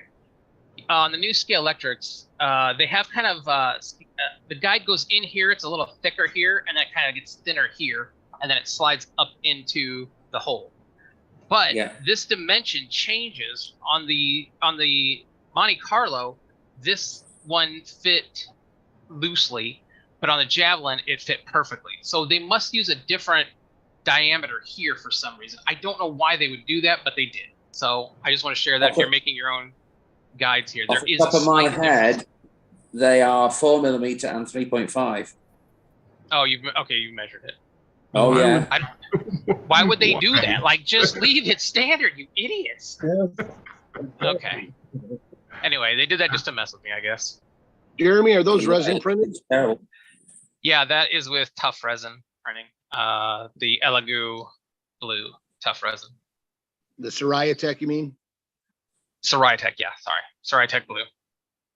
And you didn't break them? No, they're not going to break. They're pretty stout. Okay, so I ran that. What you've done physically, I ran through my thought processes, and the only difference that I could really think of is that the braid turns earlier when the guide flag is out front. So you're presenting the braid to the rails slightly differently with the flag out front to what it would be out back. But the difference is only a time difference, and it's absolutely minuscule. Now, my thought was here, you got 2 wheels on this side and you got your axle. And if you have your guide here, that triangle from here to here is going to shift because your axle's forward versus back here where it's going to be closer. And if you run cars where they have the axle and right over the guide, they're usually not as stable as the ones that have a little further apart. But I guess it's just not far enough apart as it would be if you actually design the chassis. The relevant point for the guide is actually that's where the post is. Yes, the pivot. The post of the guide is the only place that the forces that you're talking about can be applied to the chassis. Well, that's so you guys know. Jeremy, any other experiments? Let me know. Did you use expanded depth, or did you go deeper on that? You're running Carrera track, right? I'm running Scalextric Sport, so I made these as wood guides because in case it worked, I wanted to have some ready for the guys in my club. And then I just filed all of these down to the same depth to run Scalextric. Gotcha. All right. Interesting. Well, not really. Oh, I mean, you said I was hoping it would fix it. You said it felt different, though. It felt a little better, but not enough better to go, oh, this is awesome. You know, we're talking to people here who, you know, the whole return on investment thing. Yeah. Well, if like, Gio was here, it'd be He'd be like, maybe he'd be like, oh, I want to try that. I know, but I just didn't think it was worth the effort. So. People eking out, thousands. I know. What does Chris like to say? A lot of littles mean, or a bunch of littles mean a lot. There you go. Like that. Yeah. What do you got printing in the background there, Jeremy? Oh, some more of my. I built some pit lanes after I talked to you guys. Did I share those? I don't know. You didn't share them tonight, but I saw your post. Do you want to put a picture up? Sure. Let me grab this real quick. Not that exciting, but the pit lane is here. I'm building one for each color and then a few different ones that will come along the side. So I'm printing these little pit boxes with little, let's see, with little stickers inside so you can kind of see the screens and displays. They're called track birds, aren't they? I think it's a track. Oh. They call them Pratt perches in the pit lane in F1. Okay. It's where all the Pratts get to sit. Okay. Yeah, a little fence wire and some steel. So It turned out well. Thank you guys for that idea. Jeremy, that looks better than the fly stuff. Well done. Thanks. Yep. I'm getting there. 3D models are good. Yep. It's pretty good. And they do the handrails as well. Yeah, thankfully the guy that made the models, he didn't include any rails, so I just used some steel wire through there and some screen mesh, like you fix your screen window. I actually meant the silver ones, not the guardrails, the handrails. Yeah. Oh, those, he didn't include those either, so I just CAD them up real quick and printed them out. Print everything. Sorry, Wayne, we're two continents separated by a common language. Sorry about that. That's true. Handrails, guardrails. All right, I see more hands. Mike, you get your hand up again. Yeah, I wonder this if time. anybody knows. I just was glancing through stuff for the pod assembly for the Williams that I've got, and the chassis doesn't fit. I just noticed that, looked at it, but there's different choices of gears on it for the narrow and wide mount pod assembly with the motor. Does anybody know what comes stock in the Ferrari 126C? Well, the differences in the gears have to do with whether the pinion is a molded beveled pinion or a straight brass pinion. The early cars were all straight brass pinions, and then the gear that meshes with it meshes with a straight pinion.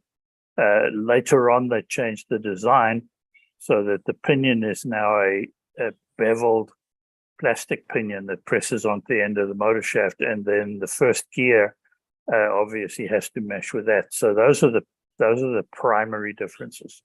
The number of teeth and the overall gearing is the same all the way through. And then there are rear axles available that have either the stock rear axle has a 17-tooth gear pressed onto it, the steel one. And then there are two alternatives, an 18 and a 16. But then they mesh with the standard lay shaft gears. But the lay shaft gears themselves then also have either the beveled gear or the straight gear on them to mesh with the pinion. Well, I think the replacement ones are all brass. The replacement pod assembly, they list as a part number, and if you say 17, but I don't understand the part number lists a 45Z17 and a 45Z18 and 16, and then they have a 51. The 45 is the length of the axle. Okay. All right. So it's because there's a 45 and there's a 50, I think, or a 45 and a 47 and a 51 or something like that. 45 and 51. Oh, there's Marco. Hey, Marco.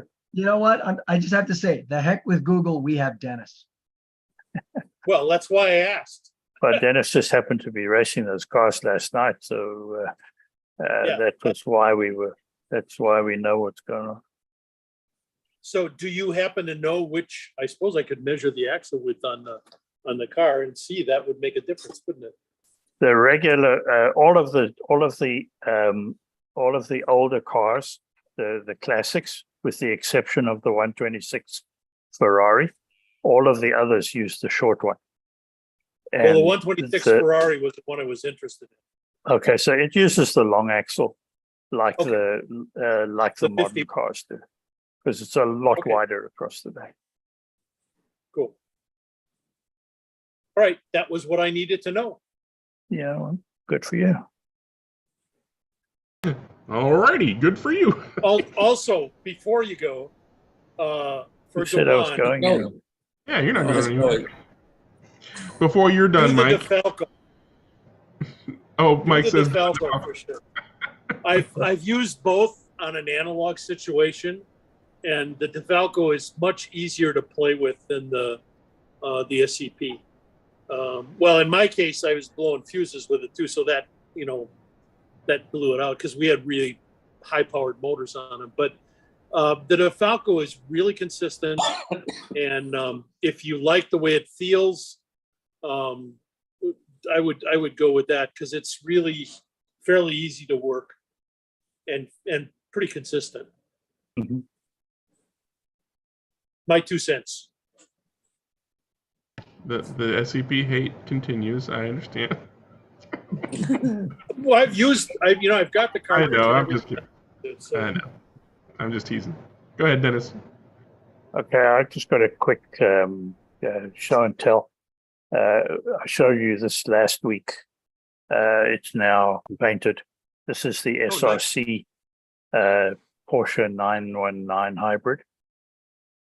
And it's not done up in any specific race livery because the decals that was provided are very generic, but it came out pretty good.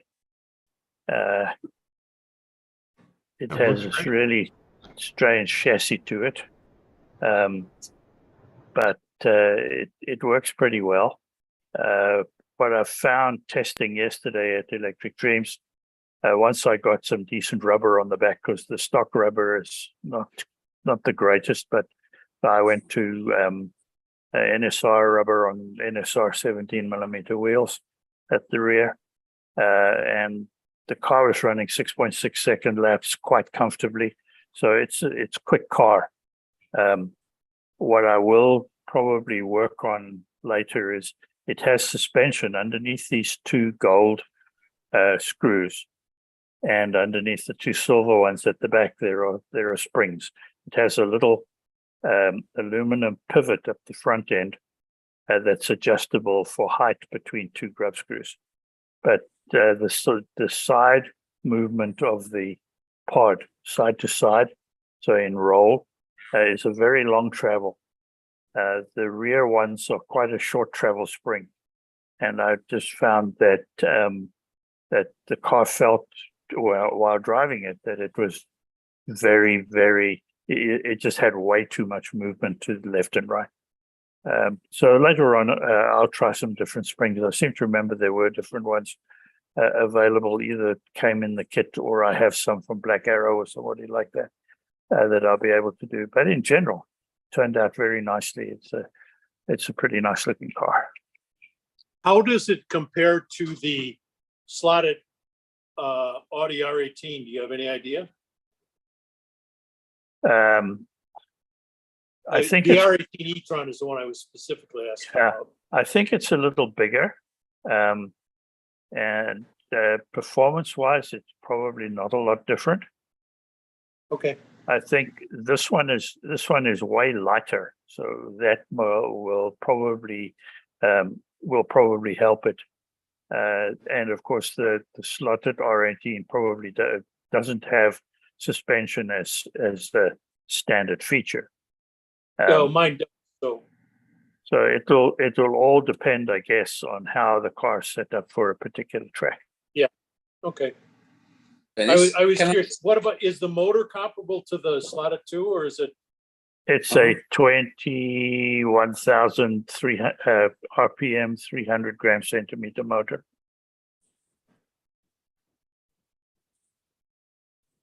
That sounds very similar to the flat 6, doesn't it?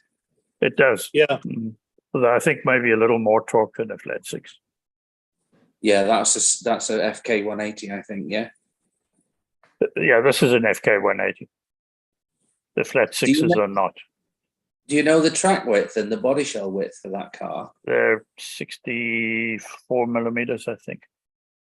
Yeah, that's the problem with that car as far as I'm concerned. And most of the SRC LMP cars, they're oversized.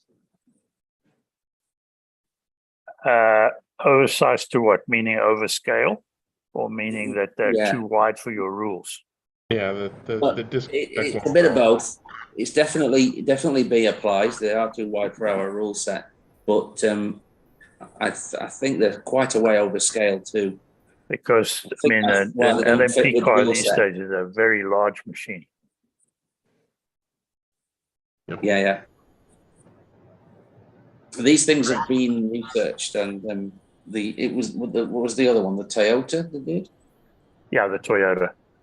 I think that was the same problem for A, scale, and B, rule set. I'm not a massive scale fanatic. It doesn't matter to me too much as long as it's within regulations. That's fine. But Yeah, they do look very intriguing cars. There's certain things I like. Can I ask how the excessive motion in the pod roll you described, did that manifest as lifting inside front wheel through a corner or some other way? it manifested as chatter coming off the corner. Ah, okay. Yeah. Cool. Pretty Anyone much, else? mostly. Alrighty, Jim, what you got? I'm just trying to work it out. Yeah. Those cars are 1900 millimeters wide in full size, which is 59 millimeters, 59.3 millimeters in 1/32 scale. So yeah, they probably are a couple of millimeters wider than scale. We have the regulations I generally race to has a tolerance of +3 millimeters. Okay, so at 62, you might just be able to get into that. But you wouldn't get the body shell there. Yeah. As you say, Dennis, it's a nominal 32nd scale, right? Yeah. They all are. They all are. Yeah. Exactly. All right, moving on. Jim, go ahead. I saw Marco online, and I have a question for him. The wiring harnesses that he's leaving, I can tell. The wiring harnesses that we got with the motors, can we replace that wire or splice our own wire into it? Because on one of my cars, it just doesn't fit very well. As long as we keep the harness, can I just basically cut it off halfway and splice another piece of wire into it? You can replace for another SP45, but don't change the wire. If you keep the original parts, because everybody's going to race the same. Well, the wire is really pretty bad too. It's very stiff. Yeah, I think it's just the that is soldered. If you cut a little bit, the wire itself doesn't feel like silicone. It's way different than the stuff we had last year. Yep. Agreed. If you still have the last year's piece of wire, you can use it.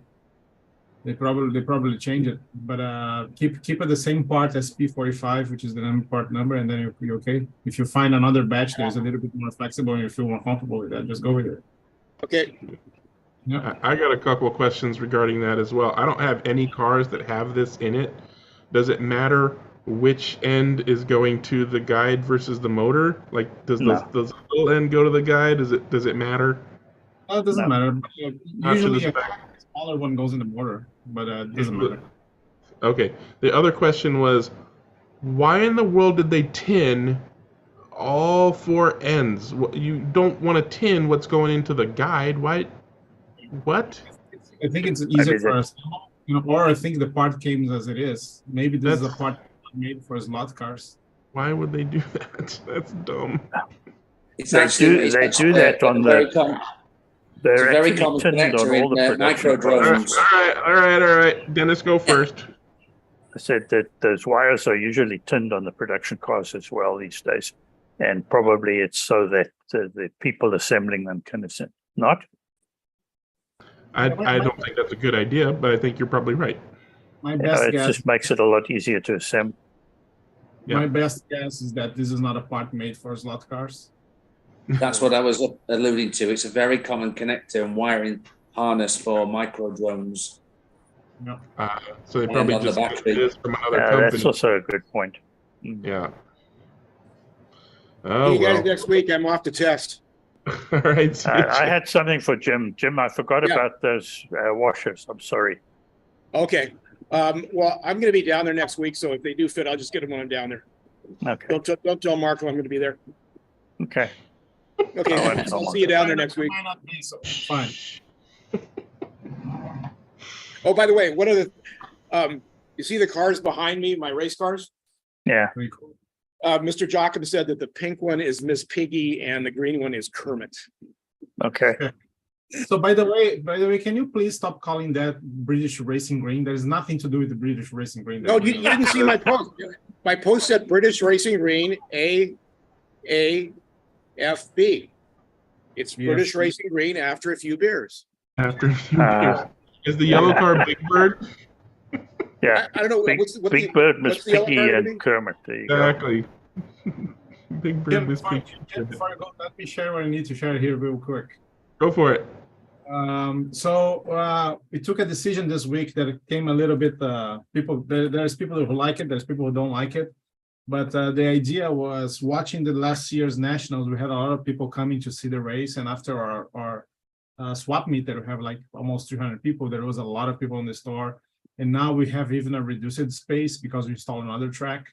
So I was planning to kind of find a way to protect the racers in the track so they don't have people around the track during the race. Some people are taking this very serious. We call it the nationals. There are people coming from 4 different states, from Mexico, from Europe. So I was planning to put a badge and limit the kind of way to find a way to limit people to come. And then we decided to do a paddock pass. So everybody's gonna have something like that. Let me see if I can share right here. I feel a scalping opportunity here. Yeah, that's like Oh, that's cool. Yeah, so there's a couple of things, right? So this is gonna limit people to come around. We're selling 60 badges of those, and sending 50 plus to journalists and people from the outer world and people from. So it's kind of important if a couple of those people that I'm sending out come to the race and make a little bit more aware of slot car racing. It's one thing. I remember that a couple of years ago, LA Times made an article about the Far Out Club. I don't know if you guys remember, it was like a full page, color page, pictures and stuff. And I remember reading that, and everybody was excited to see slot cars in the newspaper, but I was very upset because they just call it as like a ends in dying hobby, and we can't believe that there's still a lot of 60 years olds doing that. So the first badge that I sent was to this guy with a personal letter saying, come over to see what's going on. So people are not realizing, people are thinking that we're trying to make money out of it. We're selling for $5, and it's just to make the badge and to buy the lanyards, much more than that. So it's just a way to limit the access to have one cool piece. And if you guys thinking about it, is the very first slot car race in the world that you need to pay to come and watch. So this is kind of cool. So we're doing a little bit different. The event is a big success. We sold out 2 months before that. We had a waiting list of 5 people. Some are in, some are not. It's going to be the guys who already participate on that knows that this is one of the most well-organized races. You know, when you get there in the morning, you know what time you're going to march, what time you're going to race. You keep your car. So this is one more little blink to the event. I don't feel like I'm supposed to be explaining what's going on, but at the same time, it hurts my feeling to see ignorant people saying that we're trying to make money out of it, and we're just not. We're just trying to make it more cool and more protective. I mean, it's news to me. I think that's a good idea. Are the racers going to be wearing anything? Because yeah, the racers have one with racer written on it. Okay. We have the paddock pass, which is for general public, and the staff have their own too. Okay, so if somebody's not wearing something around their neck with a card that says racer or paddock pass, then they need to get the freak out of the building, right? We're gonna have it. The store is gonna be fenced. We're gonna have a food truck there the whole weekend. Electric alley on the side. Also, it protects the electric alley because, as you guys know, the pit spaces are outside. We have cameras over there, but still limit access a little bit. And now we know who's coming in or not and out. So a bunch of stuff. But again, it's first to protect, and then secondly, it's kind of a cool bling to the whole event. Having the very first. Also makes a very nice keepsake memento. Yeah, that's true. So you have a waiting list. I think you could maybe sell a commemorative version after the races. Yeah, we have on the website. You can buy the poster and you can buy the T-shirt. It's available over there. There you go. And some of the drivers in this chat might sign an autograph for you. Or you could just be one of the first to ever be thrown out of a slot car race. Oh, my friend, you are nowhere close to being the first for one of to be thrown out. Nowhere close. We do not have enough time for all the stories of people who've been thrown out of slot car races. Maybe we should have a show of hands of who's been thrown out. I think maybe easier to have a show of hands of who has not been thrown out. Maybe after the recording. So Marco, you said you have a waiting list, so yeah, there's a waiting. There's two bids on my spot. Yeah, actually, there were people trying to sell the spots for more than he paid for it. Yeah. So they can race under my umbrella, and what they place, I get part of the. Yeah. So just a quick ad. Just the artwork for that, for the poster that we use on the back of the t-shirts was made by Andres Andrio, who is a young Hot Wheels designer. We kind of commissioned that. We paid for a lot of money to have that made. He's already working on the next year. As you see, John Weber, he's wearing one of another t-shirts, Marshall. That's the one that myself and Lucas, we designed that. Yeah, that's pretty. So yeah, I was showing Carlos's photographs from last night's race earlier on, and there was a lot of very complimentary comments made about his abilities with the camera. Carlos is an old friend of mine. Actually, we grew up in the same neighborhood, but I met him only in college. He was like 1 year or 2 years younger than me, like freshman when I got that. And he worked in television broadcast a long time. He works for Fox in Argentina. He works in Brazil for National Geographic. So he's into broadcast. He's the one responsible for all the YouTube videos that we have, covering all the interviews that we do, and all the live broadcasting for the race. By the way, if you guys cannot come and guys cannot pay $5 for Paddock Pass, we're gonna show this race with 10 cameras this year. And well, that's good, because once you had I charged the $5, now I'm not coming. Yeah. Well, what we didn't tell you is that the YouTube subscription is $12. It's free. And another thing is we're bringing the Australian guy, that slot car guy. I don't know if you guys heard his Travis. Yeah, he's been on the school. Yeah, he's coming for the race, and he's going to be during the intervals and during the lane changes. He's going to be interviewing people about the race. So it's going to be very different of what we have. It's going to be much more action going on the cameras. We're going to have Victor Dubrowski race directing, and then Victor is a great announcer. So it's going to be a cool race to watch. Full 8-10 hours of racing from 8 a.m. to 4 p.m. Can I give one piece of advice, Marco? Sure. Sure. When Jim Rose says, "Can I do that?" Right there, you just say no. Just stop right there. No. That should be your first response. Yeah. Pretty sure it is. But good luck. We have 72 racers, and I believe that we have 72 Jim Roses. Yeah. Oh no. Good luck. Not me. 71. Something. Everybody's asking for something. Can I use this? Can I use that? It's kind of hard, but we're getting there. Everybody wants to be Roger Penske. Everybody wants to try to innovate. I like innovation, but there's people just trying to straight out cheat, and then it's kind of hard to accept.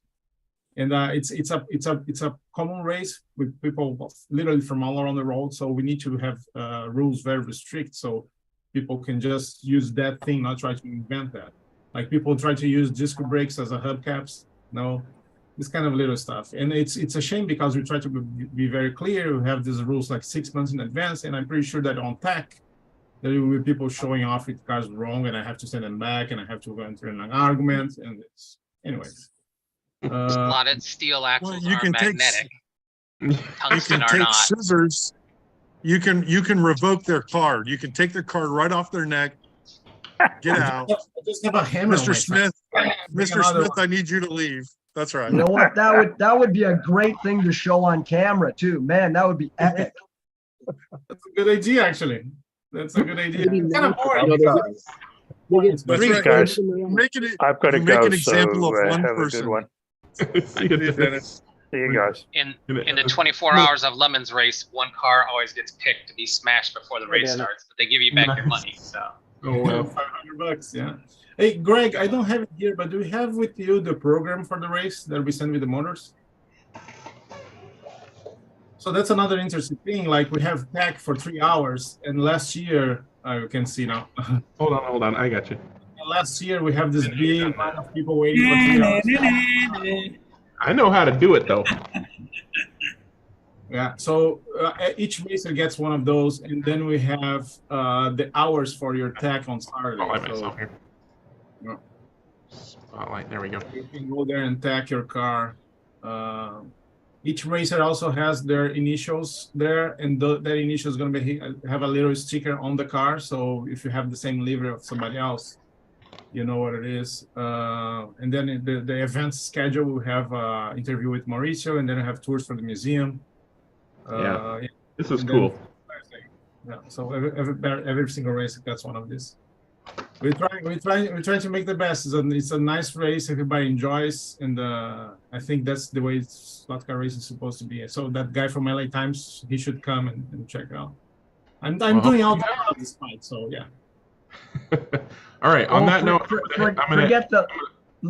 forget the legacy media, man. You get some like people who are online who actually know and will promote rather than But later on, go on Google and just Google slot cars LA Times and read the article. It's very shameful. Like everybody was happy in the beginning because of somebody showing slot cars, but doesn't play well. All right. I'll see if I can find that and put it in the description. Until next week, everybody wave bye. I'm hitting the end button. Bye. We're done. We're not live anymore.